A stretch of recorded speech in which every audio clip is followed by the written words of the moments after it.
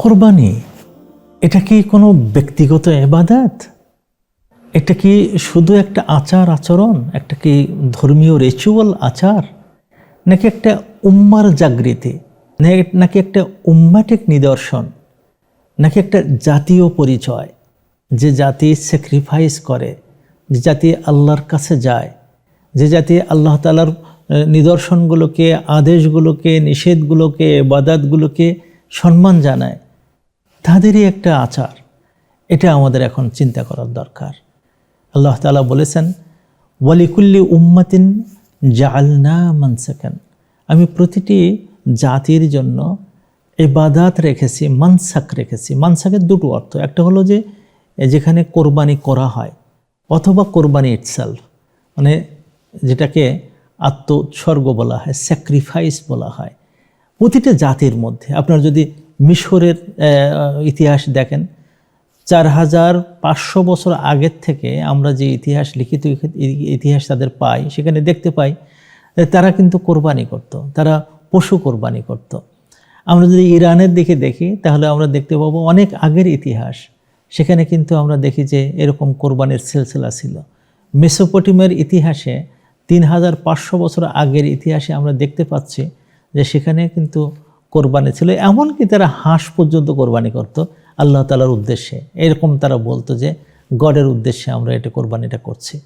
আমরা যদি অন্য অন্য দুনিয়ায় যাই, কিছু কিছু জায়গায় দেখা যেত মানুষ পর্যন্ত কোরবানি করে দিত, যেটা ইব্রাহিম আলাইহিস সালামের সময় এসে ওটারও একটা রূপ আমরা দেখতে পেয়েছি। তো দেখা যায় যে জাতিগোষ্ঠীর উপরে মধ্যে এই কোরবানি বা আত্মোৎসর্গ করার এটা কিন্তু আছে। হিন্দুদের মধ্যেও আপনারা যদি, এটা আর্য সংস্কৃতির মধ্যে তারা মানে পাঠা বলিদান করত। এইভাবে এটা একটা জাতীয় সংস্কৃতি। আল্লাহ তাআলা এটাকে মুসলমানদের মধ্যে যখন নিয়ে আসছেন, ইব্রাহিম আলাইহিস সালামের থেকেই শুরু করেছেন, এবং তিনি মানুষকে জবাই করতে হবে এর থেকে বেরিয়ে মানে কোরবানি করার একটা সিম্বল দিয়ে দিলেন, যে জান্নাত থেকে একটা মেষ দিয়ে আল্লাহ তাআলা দেখাই দিলেন যে মানুষ আর কোরবানি করা লাগবে না, কিন্তু এটা উম্মার একটা পরিচয় বহন করবে। কিভাবে? এক নম্বর হলো ওয়ামাই ইউআযযিম শাআইরাল্লাহ, যে ব্যক্তি আল্লাহ তাআলার এই নিদর্শনকে সম্মান জানালো, যে ব্যক্তি কোরবানি করার জন্য এগিয়ে আসলো, ফাইন্নাহা মিন তাকওয়াল কুলুব, সে যে একটা আত্মসমর্পণকারী জাতি, তার মনের মধ্যে যে তাকওয়া আছে, আল্লাহ ভীতি আছে, আল্লাহ কোনো কথা বললেই সে আর কোনো ভয় করে না, সামনে এগিয়ে যায় করার জন্য। এই জিনিসটা আল্লাহ তাআলা আমাদের কাছ থেকে দেখতে চান। তিনি দেখতে চান যে তুমি কতটুকু জিকির করো আল্লাহ তাআলাকে, কতটুকু স্মরণ করো আল্লাহ তাআলাকে, কতটুকু মেনে চলো আল্লাহ তাআলাকে।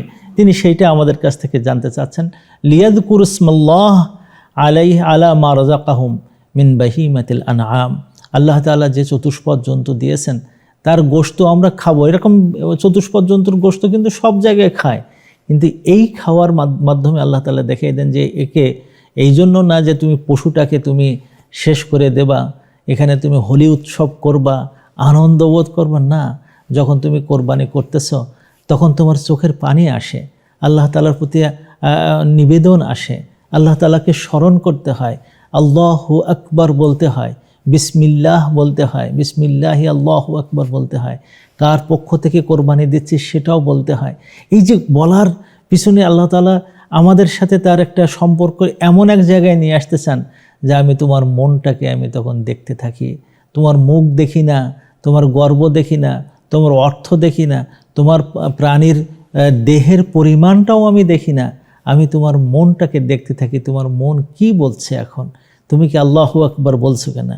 আল্লাহ তাআলা বলেন ওই সময় যে জাগৃতিটা তৈরি হয়, সারা পৃথিবীর মানুষ একসাথে বিভিন্ন জায়গায় কোরবানি করছে, আল্লাহু আকবার বলছে, বিসমিল্লাহ বলছে, আল্লাহ তাআলা বলেন ফা ইলাহুকুম ইলাহু ওয়াহিদ। এখন এই জায়গায় প্রমাণিত হয়ে যায়, সবাই দেখতে পায় যে এক আল্লাহর কাছে যে কিভাবে তারা ধর্ণা দেয়, কিভাবে তারা উৎসর্গ করে, কিভাবে তারা আত্মসমর্পণ করে। এবং আল্লাহ তাআলা এই জায়গায় আমাদের দুটো শব্দ বলে আমাদেরকে আমাদের কাজগুলোকে দেখতে চেয়েছেন যে কোরবানি কি। এক নম্বর হলো এই ফালাহু আসলিমু, তোমরা আত্মসমর্পণ করো আল্লাহ তাআলার কাছে। যদি তোমরা টাকার বিনিময়ে তোমরা কোরবানি করতে পারো। কোরবানি আমরা তো অনেক সময় মনে করি যে গরুতে 7টা ভাগ, না, আমাদের নবী সাল্লাল্লাহু আলাইহি সাল্লাম যখন কোরবানি করেছিলেন, আপনি চিন্তা করেন যে 100 উট কোরবানি করছিলেন একা, এবং সেখানে বলে দেননি যে 100 উটে 700 লোকের নাম বলো না, তিনি তার পক্ষ থেকে 100 উট কোরবানি করেছেন। হযরত আলী একাধিক কোরবানি করতেন। আল্লাহ রাসূল সাল্লাল্লাহু আলাইহি ওয়াসাল্লাম জীবনেও শুধু ওই দিনই তো 100 হজের সময় করেছেন, অন্য অন্য সময় কিন্তু অনেকগুলো উট মানে কোরবানি করতেন। এটা এমন না যে একটাতে ভাগ করে করে করে যত কম করে করা যায় তা না। ওয়ালাহু আসলিমু, তোমরা আত্মসমর্পণ করো। আত্মসমর্পণ করার একটা বড় জিনিস হলো এই যে আপনি যখন এটাকে জবাই করতেছেন, এত নিজের অহংকার কেন হবে? আমি এত টাকা দিয়ে খরচ করেছি, গলায় মালা দিয়ে ঢোল বাজিয়ে কেন মানুষের কাছে দিতে হবে? আপনি দেন নির্জনে, নিভৃতে, এবং ওইটা কোরবানির পরে সেখানে সবাইকে বিলি করে দেন, গরিবদের মাঝে বিলান, আত্মীয়দের মাঝে বিলান, আপনি নিজে খান এবং আল্লাহ তাআলার শুকর আদায় করেন। আর 2 নম্বর হলো ওয়াবাশশিরিল মুখবিতিন। এক্ষেত্রে আল্লাহ তাআলা বলেন সুসংবাদ শুধু তাদের জন্যই হয় যারা মুখবিত হয়। মুখবিত কারা? যারা মন একেবারে আল্লাহ তাআলার কাছে সমর্পণ করেছে, তারা নিজের আত্মকে সমর্পণ করে দিয়ে মনে নিষ্ঠায় ভরে গেছে, আলোয় ভরে উঠছে, আল্লাহ তাআলার কাছেই ফিরে যাচ্ছে। আল্লাহ তাআলা বলেছেন, দেখো তোমার এই কোরবানি যখন তুমি করো, ওই রক্ত দুনিয়াতে পড়ার আগেই কিন্তু তোমার গুনাহ মাফ হয়ে যায়। আমি কি গুনাহ মাফের জন্য চেষ্টা করছি?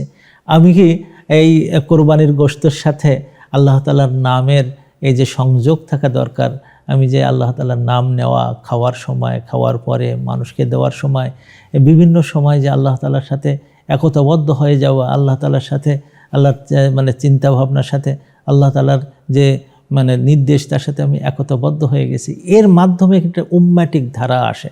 3 ভাবে উম্মাতের চিন্তা করা হয় সেই সময়, যে আমি শুধু খাবো না, আমার আত্মীয় স্বজনদেরকে নিয়ে খাবো। আমি শুধু খাবো না, উম্মতের যারা বিপদগ্রস্ত আছে তাদেরকেও খাওয়াবো। এবং এটা এমন একটা জিনিস যে আমার সবচেয়ে প্রিয় জিনিস, আল্লাহ তাআলার কাছে দিয়ে এক উম্মার সাথে আমরা একীভূত হব। এই যে চিন্তাটা, এটাকে বলা হয় ইখবাত, মুখবিতুন। আল্লাহ তাআলা এই গোটা কোরবানি প্রক্রিয়ার সাথে এই জিনিসটা আমাদের কাছে চেয়েছেন। এবং এটা তখন হয় যখন মানুষ মিনাতে যেয়ে 10 তারিখে হজের সময় তারা এই কোরবানিটা করে মানুষকে বিলিয়ে দিচ্ছে, যারা গরিব মানুষ তাদেরকে দিচ্ছে। এবং ওই সাথেই আমরা সারা পৃথিবীতে একমত হয়ে এমনভাবে হচ্ছে যে আমরাও একসাথে, হাজিদের সাথেও আমরাও একসাথে আল্লাহ তাআলার গুণগান গেয়ে উঠতেছি, জাতিসত্তার পরিচয় দিচ্ছি, একতাবদ্ধ হচ্ছে, একীভূত হচ্ছে, পরস্পরের সাথে ভালোবাসার বন্ধনে আবদ্ধ হচ্ছে। এই জাতি গড়ে ওঠে কোরবানির মাধ্যমে। আল্লাহ তাআলা আমাদেরকে কবুল করে নেন।